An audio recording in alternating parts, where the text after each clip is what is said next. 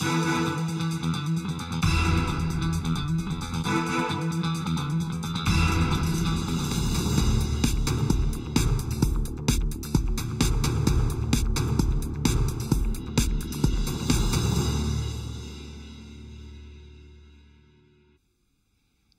আমি অঙ্কুর। শুরু করছি পলিটিক্স। কবে থামবে এই দুর্যোগ? না কোনো তুখোড় আবহাওয়াবিদের পক্ষেও সেই ভবিষ্যৎবাণী করা সম্ভব নয়। বলছি চাকরিহারাদের বিক্ষোভের কথা। শহীদ মিনারের সামনে, এসএসসি ভবনের দোরগোড়ায় দিনের পর দিন অনশন, কলকাতার রাজপথে প্রতিবাদ, সব হয়েছে। কিন্তু ভবিষ্যৎ আগেও যা ছিল এখনো তেমনই অন্ধকার। আর তাই এবার দিল্লি চলো ডাক চাকরিহারাদের। ডেস্টিনেশন দিল্লি। মুখ্যমন্ত্রীকে 2 মাস সময় দিতেও নারাজ চাকরিহারারা। রবিবারই দিল্লিতে আগামী কয়েকদিনের আন্দোলনের কর্মসূচি জানিয়ে দিয়েছে চাকরিহারাদের সংগঠন। আজকে দুপুরেই চাকরিহারাদের একটি দল রওনা দিল দিল্লির উদ্দেশ্যে। কলকাতা থেকে সরাসরি দিল্লি পর্যন্ত বাস।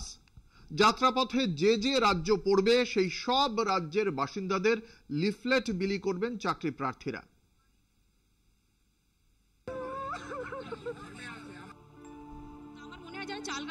আলাদা করতে পারে না, তাদের রান্নার প্রসেসটাই বাদ দেওয়া উচিত। তারাই একমাত্র অযোগ্য, তাই তাদেরকে টাকা ফেরত দেওয়ার কথা আপনি বলছেন। উল্টে সবার চাকরি খেয়ে নিচ্ছেন।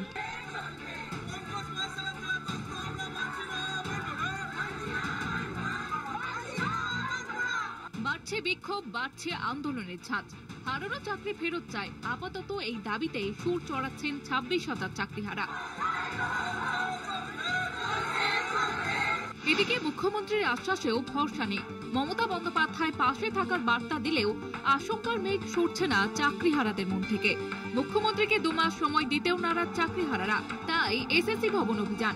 শহর জুড়ে প্রতিবাদ মিছিলের পর এবার তাদের ডেস্টিনেশন দিল্লি।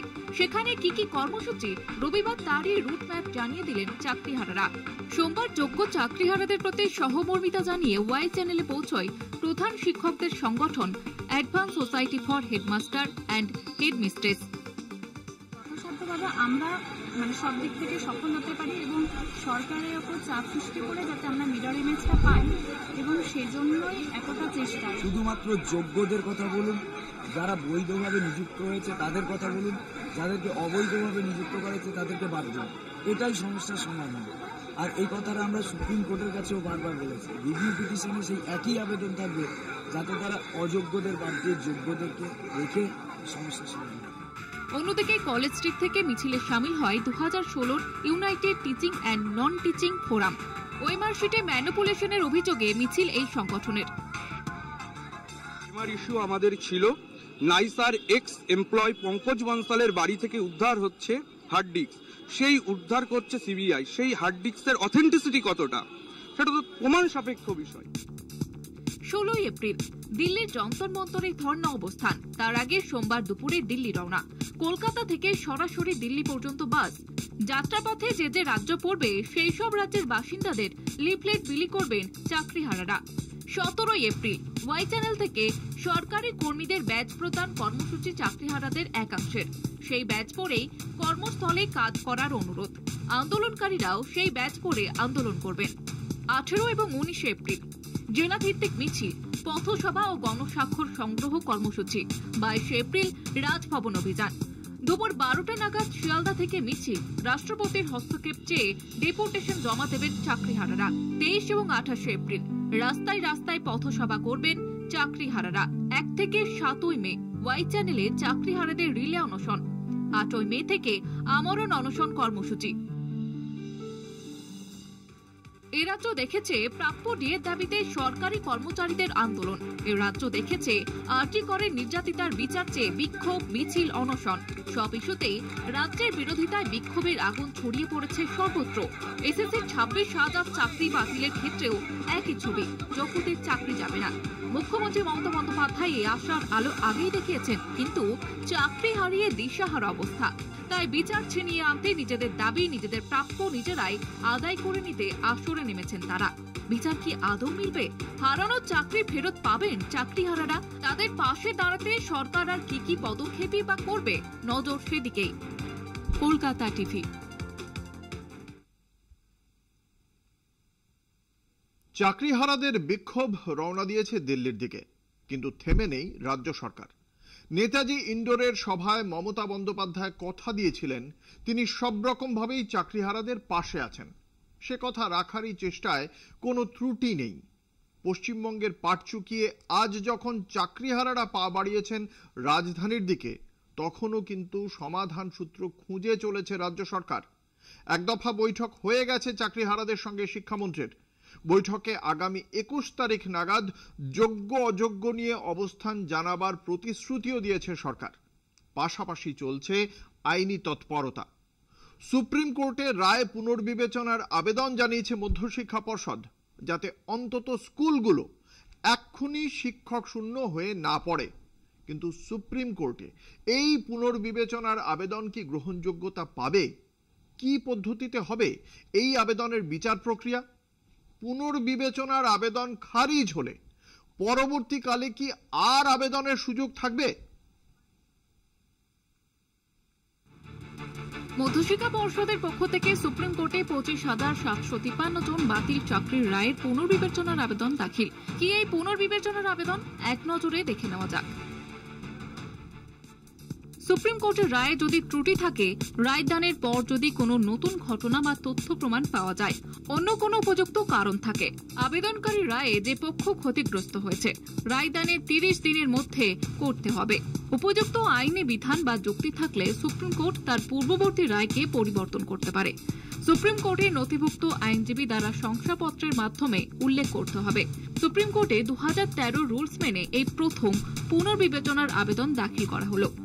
একবার পুনর্বিবেচনার আবেদন নিষ্পত্তি হলে পরবর্তীকালে দ্বিতীয়বার আর পুনর্বিবেচনার আবেদন করা যায় না। ভারতীয় সংবিধানের 137 নম্বর অনুচ্ছেদ অনুযায়ী সুপ্রিম কোর্টে পুনর্বিবেচনার আবেদনের বিচার করার ক্ষমতা দেওয়া হয়েছে। সুপ্রিম কোর্টের 2013 রুলস অনুযায়ী পুনর্বিবেচনার আবেদন দাখিল করা যায়। শীর্ষ আদালতের রায় চূড়ান্ত। এই রায়ে পুনর্বিবেচনার আবেদন একটি ব্যতিক্রমী ঘটনা। পুনর্বিবেচনার আবেদন তখনই অনুমোদন পাবে যখন কোনো গুরুতর এবং স্পষ্ট ত্রুটি বা অন্য কোনো সুপ্রতিষ্ঠিত ভিত্তি থাকবে। এক নজরে দেখে নেওয়া যাক কোন কোন মামলায় সুপ্রিম কোর্ট পুনর্বিবেচনার আবেদন গ্রাহ্য করেছিল এবং কোন কোন মামলায় তা খারিজ হয়েছিল। নবতেজ সিং জোহার 2018, শত্রুঘ্ন চৌহান 2014 আধার কার্ড সংক্রান্ত মামলা, কেশবানন্দ ভারতী মামলা, লিলি থমাস 2013, নির্ভয়া মামলা 2012, অযোধ্যা মামলা 2018, শবরী মেলা 2018, AFSPA 1997, জাল্লিকাট্টু 2014, 3 তালাক 2017। পুনর্বিবেচনার আবেদন খারিজ হওয়ার পর কি ফের পুনর্বিবেচনার আবেদনের আবেদন করা যেতে পারে? রূপা অশোক হুরা বনাম অশোক হুরা মামলা, কিউরেটিভ আবেদন বা শেষ সুযোগের প্রচলন করে। কিউরেটিভ আবেদন কখন করা যায়? পুনর্বিবেচনার আবেদন খারিজের পর কিউরেটিভ পিটিশন করতে হয়। আবেদনের সময় একজন সিনিয়র আইনজীবীর অনুমোদন লাগবে।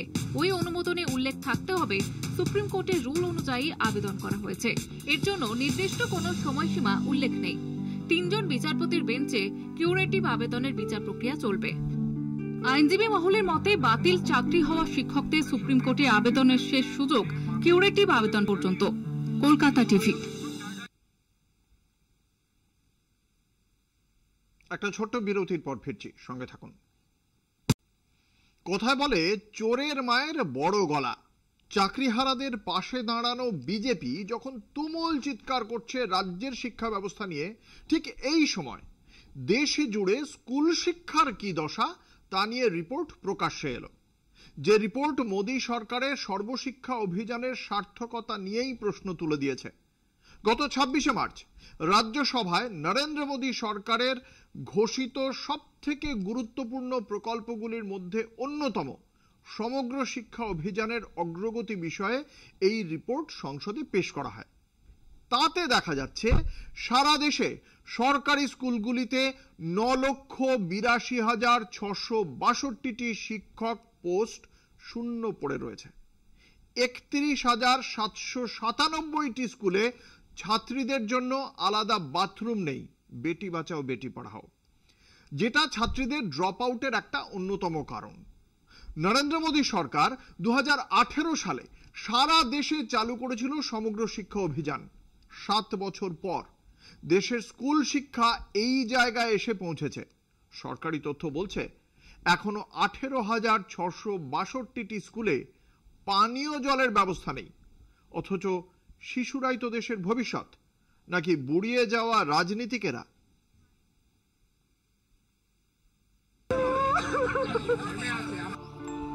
আমার মনে হয় যারা চাল কাপড় আলাদা করতে পারে না তাদের রান্নার প্রসেসটাই বাদ দেওয়া উচিত। তারাই একমাত্র অযোগ্য, তাই তাদেরকে টাকা ফেরত দেওয়ার কথা আপনি বলছেন। উল্টে সবার চাকরি খেয়ে নিচ্ছেন।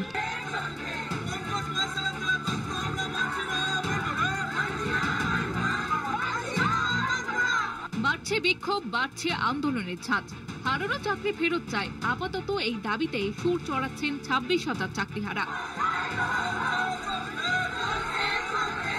এদিকে মুখ্যমন্ত্রীর আশ্বাসেও ভরসা নেই। মমতা বন্দ্যোপাধ্যায় পাশে থাকার বার্তা দিলেও আশঙ্কার মেঘ সরছে না চাকরিহারাদের মন থেকে। মুখ্যমন্ত্রীকে 2 মাস সময় দিতেও নারাজ চাকরিহারারা। তাই এসএসসি ভবন অভিযান, শহর জুড়ে প্রতিবাদ মিছিলের পর এবার তাদের ডেস্টিনেশন দিল্লি। সেখানে কি কি কর্মসূচি, রবিবার তারই রুটম্যাপ জানিয়ে দিলেন চাকরিহারারা। সোমবার যোগ্য চাকরিহারাদের প্রতি সহমর্মিতা জানিয়ে ওয়াই চ্যানেলে পৌঁছয় প্রধান শিক্ষকদের সংগঠন advance society for headmaster and headmistress. যথাসাধ্যভাবে আমরা সব দিক থেকে সফল হতে পারি এবং সরকারের ওপর চাপ সৃষ্টি করে যাতে আমরা মিরর ইমেজটা পাই, এবং সেজন্যই এতটা চেষ্টা। শুধুমাত্র যোগ্যদের কথা বলুন, যারা বৈধভাবে নিযুক্ত হয়েছে তাদের কথা বলুন, যাদেরকে অবৈধভাবে নিযুক্ত করেছে তাদেরকে বাদ দিন। এটাই সমস্যার সমাধান। আর এই কথাটা আমরা সুপ্রিম কোর্টের কাছেও বারবার বলেছি। রিভিউ পিটিশনে সেই একই আবেদন থাকবে, যাতে তারা অযোগ্যদের বাদ দিয়ে যোগ্যদেরকে রেখে সমস্যার সমাধান। অন্যদিকে কলেজ স্ট্রিট থেকে মিছিলে শামিল হয় 2016 United teaching and non teaching forum. OMR শিটে ম্যানিপুলেশনের অভিযোগে মিছিল এই সংগঠনের। ইস্যু আমাদের ছিল নাইসার এক্স এমপ্লয় পঙ্কজ বনসালের বাড়ি থেকে উদ্ধার হচ্ছে হার্ড ডিস্ক, সেই উদ্ধার করছে সিবিআই। সেই হার্ড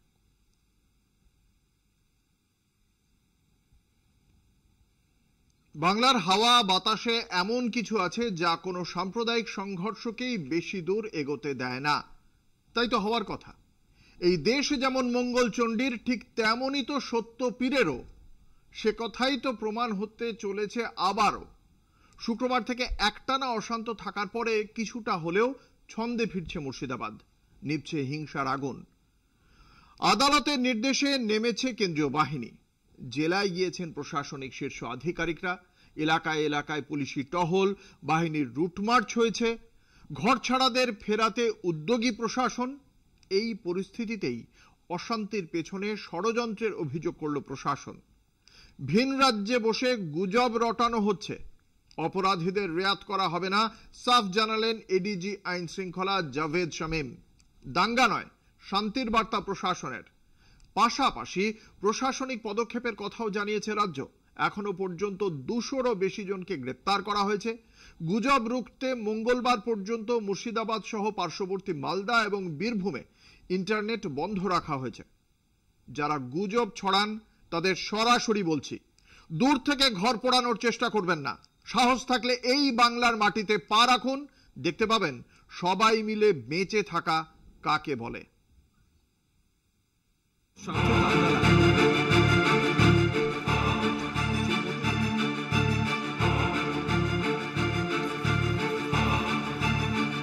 শান্ত থাকুন, সংযত থাকুন, রাজনীতির স্বার্থে দাঙ্গা লাগাবেন না। প্রথম দিন থেকেই এই বার্তাই দিয়ে এসেছেন মুখ্যমন্ত্রী মমতা বন্দ্যোপাধ্যায়। তাই অশান্তি এড়াতে তৎপর ছিল রাজ্য পুলিশ, তৎপর ছিল কেন্দ্রীয় বাহিনী, বিএসএফও। গত সপ্তাহ থেকেই দফায় দফায় অশান্তি ছড়িয়েছে মুর্শিদাবাদের শমশেরগঞ্জ, সুতি, জঙ্গিপুর সহ একাধিক এলাকায়। মুর্শিদাবাদের ঘটনায় পরিস্থিতি নিয়ন্ত্রণে রাখতে কেন্দ্রীয় বাহিনী নামানোর নির্দেশ দেয় কলকাতা হাইকোর্ট।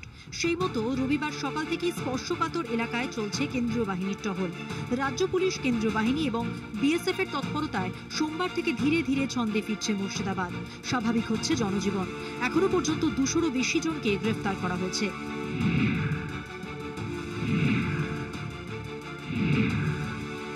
মুর্শিদাবাদে গন্ডগোলের পর কেটে গিয়েছে 48 ঘন্টা। ধীরে ধীরে স্বাভাবিক হচ্ছে সুতি ও শমশেরগঞ্জের পরিস্থিতি। খুলতে শুরু করেছে দোকানপাট। পাশাপাশি রবিবার রাতে 17টি ঘরছাড়া পরিবারকে বাড়ি ফেরানো হয়েছে বলে জানিয়েছে পুলিশ। গুজব রুখতে মঙ্গলবার পর্যন্ত মুর্শিদাবাদ সহ পার্শ্ববর্তী মালদা এবং বীরভূমে ইন্টারনেট বন্ধ রাখা হয়েছে। জঙ্গিপুরের পরিস্থিতি শামশেরগঞ্জের পরিস্থিতি, সুতির পরিস্থিতি সম্পূর্ণ নিয়ন্ত্রণে আছে। বিএসএফ এবং সিআরপিএফ এর সঙ্গে রাজ্য পুলিশ যৌথভাবে টহলদারি চালাচ্ছে। প্রতিটি জায়গায় আমাদের ফোর্স আছে, ফোর্স কন্টিনজেন্ট আছে, সিনিয়র অফিসাররা আছেন। দোকানপাট স্বাভাবিকভাবে খুলতে শুরু করেছে। আমরা খালি আরেকটা আবেদন করতে চাইছি সকলের কাছে যে বহু ধরনের গুজব ছড়াচ্ছে, প্যানিক কলস আসছে, গুজবে কান দেবেন না, পুলিশ সতর্ক আছে। সোশ্যাল মিডিয়া হোক, নর্মাল মিডিয়া হোক, এই হিউম্যান মঙ্গারিংটা কিন্তু আমাদের এটা কোনো মতে বন্ধ করতে হবে, কারণ হিউম্যান মঙ্গারিং থেকে সব রকম প্রবলেম অ্যারাইজ করে। যারা দোষী, যারা দোষ করেছে, not a single person will be spared. Punishment will be meted out as per law.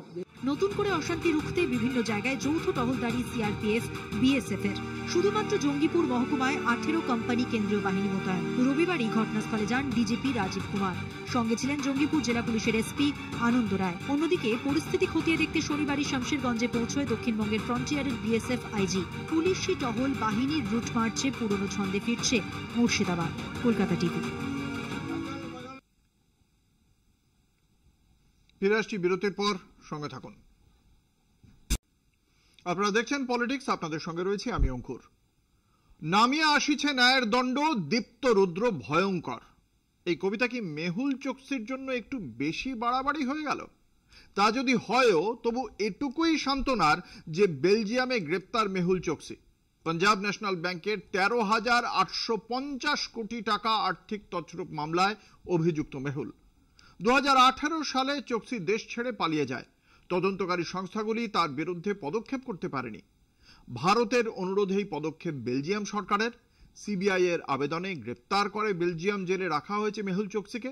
গত সপ্তাহে 26 হামলার মূল চক্রী তাহাবুর রানার প্রত্যর্পণ সম্পন্ন করেছে ভারত। এবার কি দেশে ফেরানো যাবে ঋণ খেলাপি মেহুল চোকসিকেও, নাকি হাওয়া আবার ঘুরে যাবে? প্রশ্ন এখন এটাই।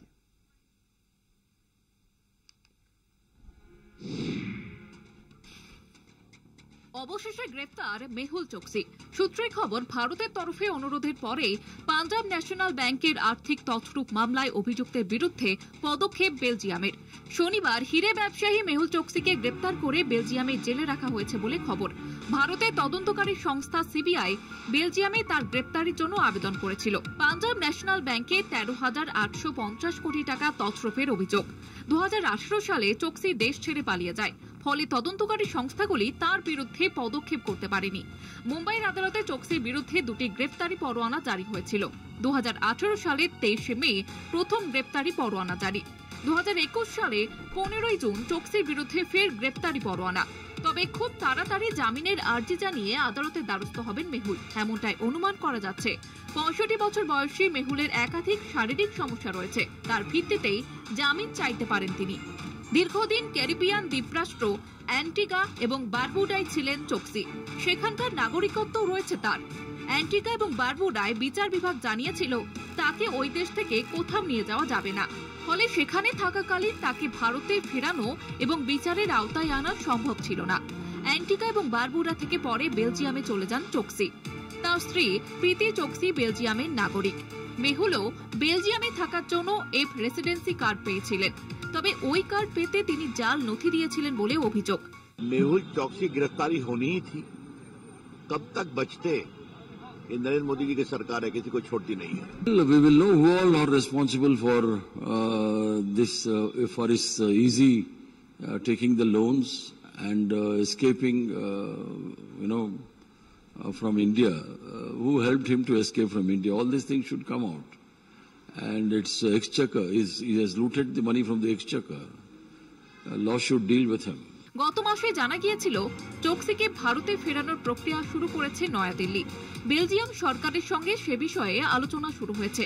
গত সপ্তাহে 26/11 হামলার মূল চক্রী তাহাউর রানার প্রত্যর্পণ সম্পন্ন করেছে ভারত। এবার কি দেশে ফেরানো যাবে ঋণ খেলাপি মেহুল চোকসিকেও? কলকাতা টিভি।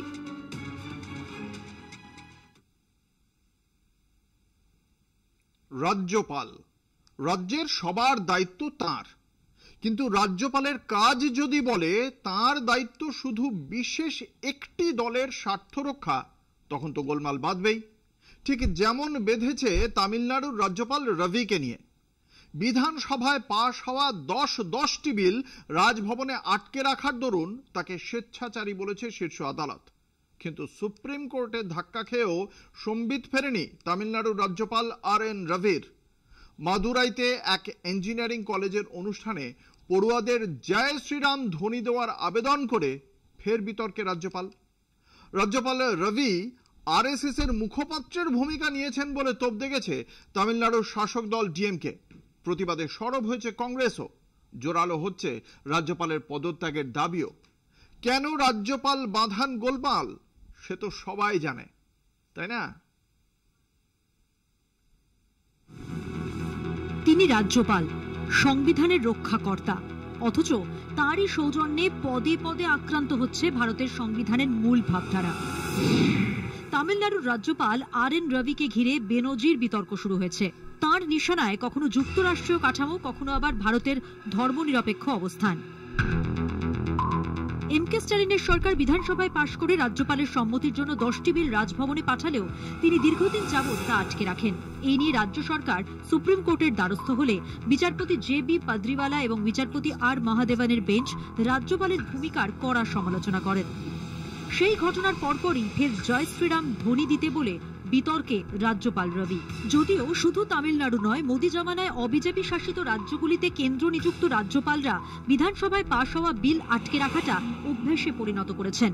তামিলনাড়ুর মতো বাংলা কেরলেও রাজভবনকে এভাবেই ব্যবহার করা মোদী জামানার দস্তুর হয়ে উঠেছে।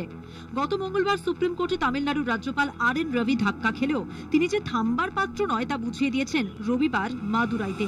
সেখানে এক ইঞ্জিনিয়ারিং কলেজে কাম্বা রামায়ণের রচয়িতাকে শ্রদ্ধা জানাতে গিয়ে তিনি জয় শ্রীরাম ধ্বনি দেন। শুধু নিজে নন, সভায় থাকা পড়ুয়াদের জয় শ্রীরাম উচ্চারণে তার সঙ্গে গলা মেলাতেও বলেন,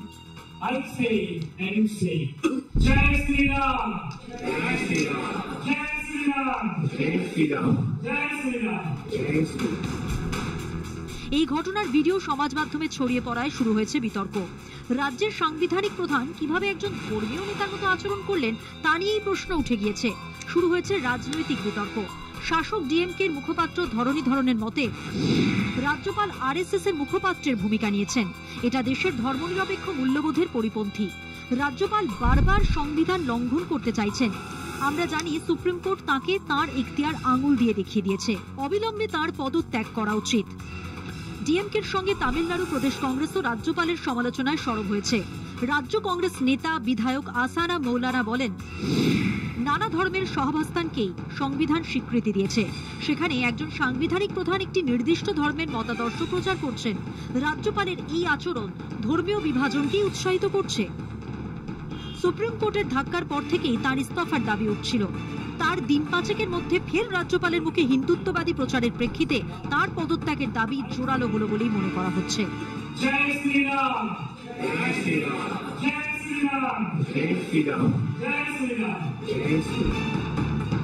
কলকাতা টিভি।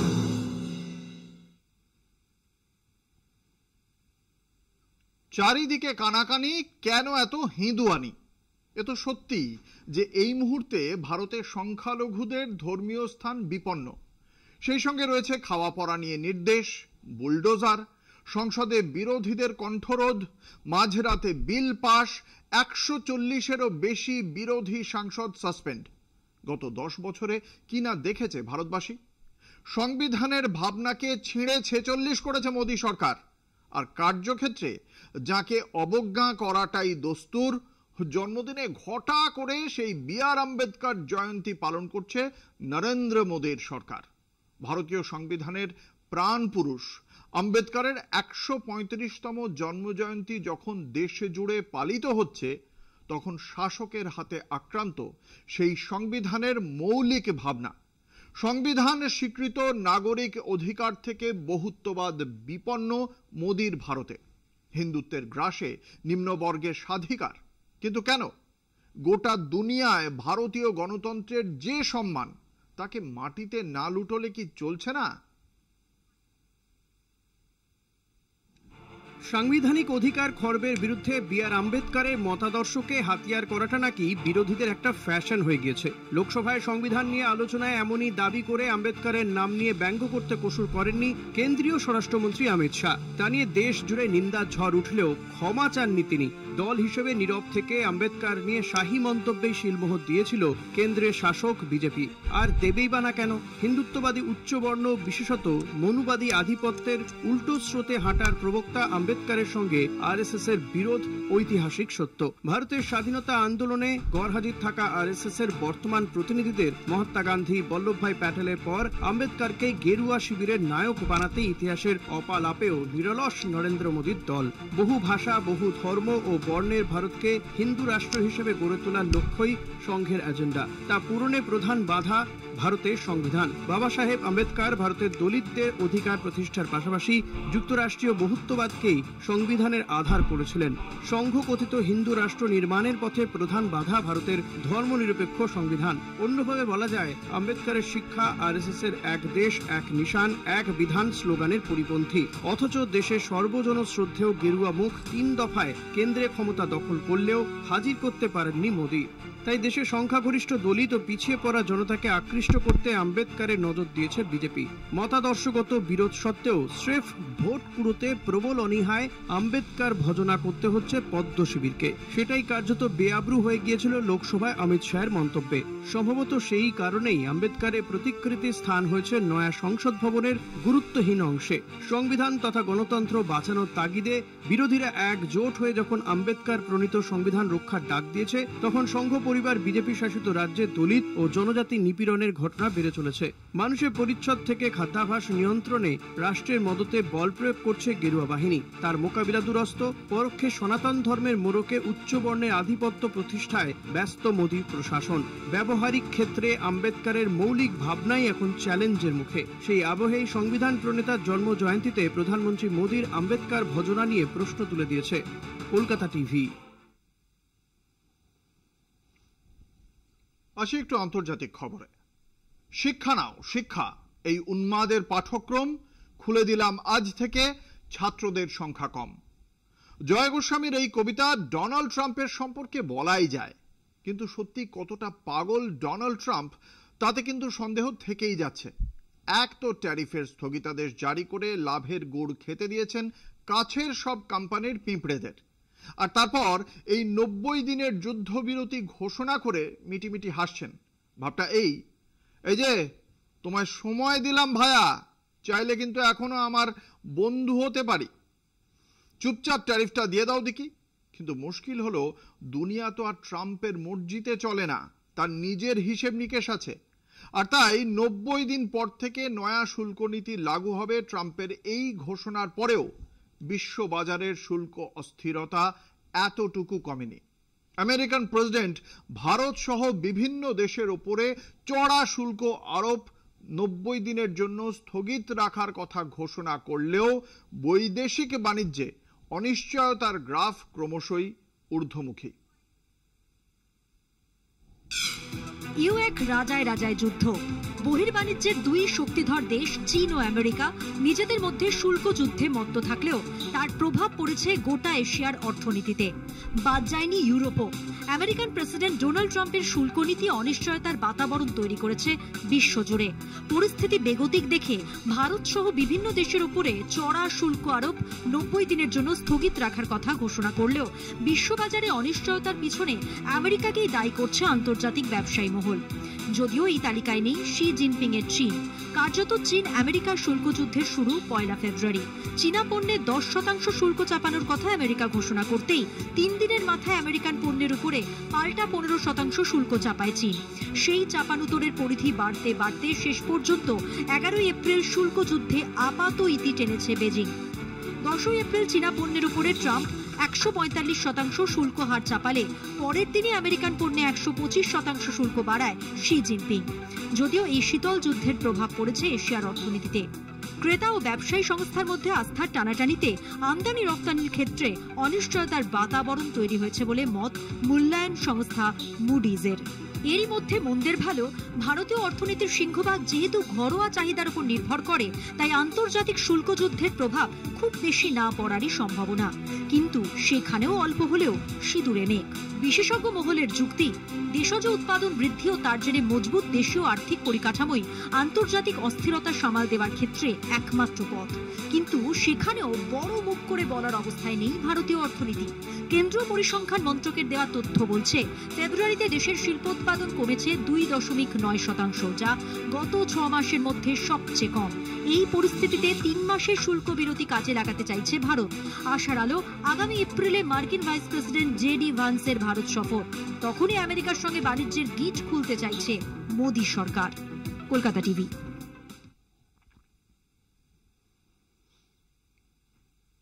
পলিটিক্স আজ এ পর্যন্তই। দেখতে থাকুন কলকাতা টিভি, রাত দিন 7 দিন।